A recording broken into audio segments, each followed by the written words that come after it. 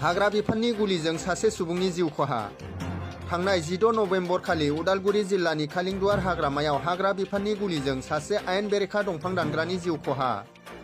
हाग्रा बिफाननि मावखुलिनिफ्राय 8 किल'मिटारसो गोजान भुटान सीमायाव साननि 2 रिंगायाव हाग्रा बिफाननि मावथिफोरा नायगिदिंहैनायाव दंफां दानग्राफोरखौ नुनानै लाथिख'आव गुलि गावनाय जादोंमोन होननानै खौराङाव मिथिनो मोननाय जादों।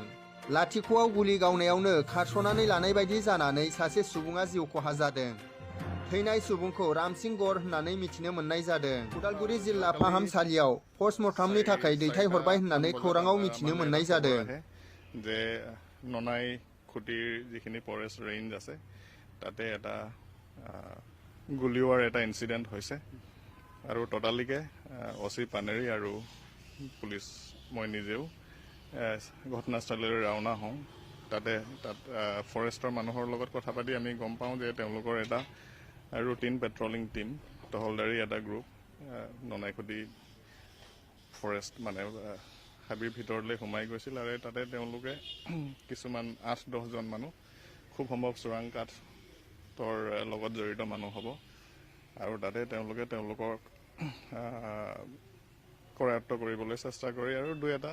খুব সম্ভৱ তেওঁলোকৰ DBBL গানৰ পৰা ফায়াৰিং কৰে আৰু সেইটো ঘটনা কিন্তু আমি জনামতে দিনৰ 1-1:30মান বজাত হৈছে কিন্তু তেওঁলোকো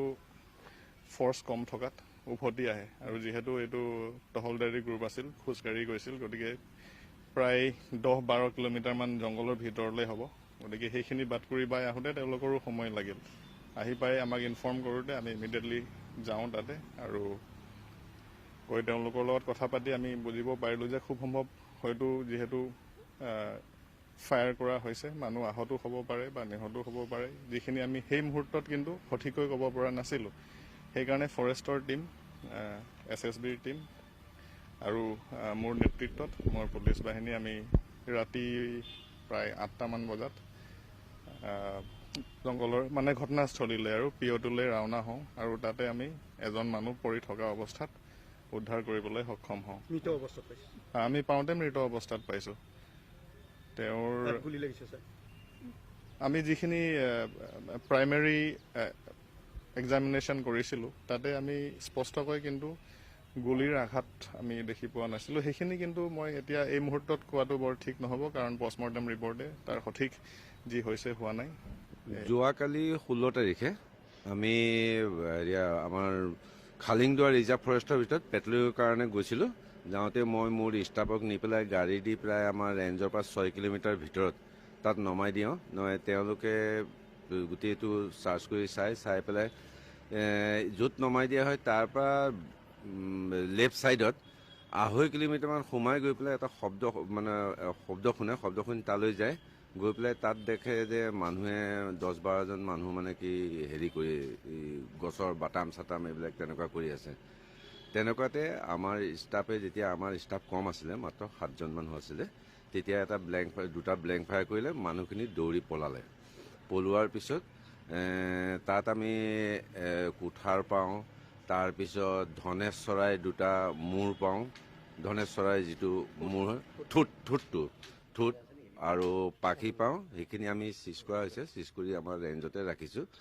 তাৰপিছত তাৰপৰা যেতিয়া গুচি আহিলে তাৰপিছত আমাৰ সন্দেহ হ'ল মানে তাত আৰু কিবা থাকিব পাৰে তেতিয়া ৰাতি আমি 7টামান বজাত আমাৰ ক্ৰাইম ব্ৰাঞ্চৰ এডিচনেল SP তাৰপিছত পানেৰী থানাৰ OC ছাৰ আমি তাৰপিছত SSB লৈ পেলাই ৰাতি আকৌ আমি তাৰ ভিতৰত চাৰ্চ কৰিবলৈ যাওঁ চাৰ্চ কৰিবলৈ যাওঁতে তাত এজন মানুহ পৰি থকা পাওঁ তাৰপিছত তাৰ মানুহ চাই মেলি পেলাই তাৰপিছত ক্ৰাইম ব্ৰাঞ্চৰ ছাৰে ক'লে যে ডেড বডিটো লৈ যাব লাগিব তেতিয়া আমি ডেড বডিটো তাতে বান্ধি মেলি পেলাই লৈ আহি পেলাই আমাৰ ৰেঞ্জ পাওঁহি ৰেঞ্জৰ পৰা আমি আকৌ একচুৱেলি ডেড বডি নহয় মানুহ এটা পাইছিলোঁ তাৰপিছত আমি ডক্টৰ এটালৈ লৈ আহোঁ তেতিয়া টংলা ডক্টৰে তেতিয়া অলৰেডি কয় যে এইটো অলৰেডি ডেড মানে মৰিলে তাৰপিছত আমি তাৰ পৰা আনি পেলাই এই আমাৰ যিহেতু পানেৰী থানা আমাৰ আণ্ডাৰ পানেৰী থানা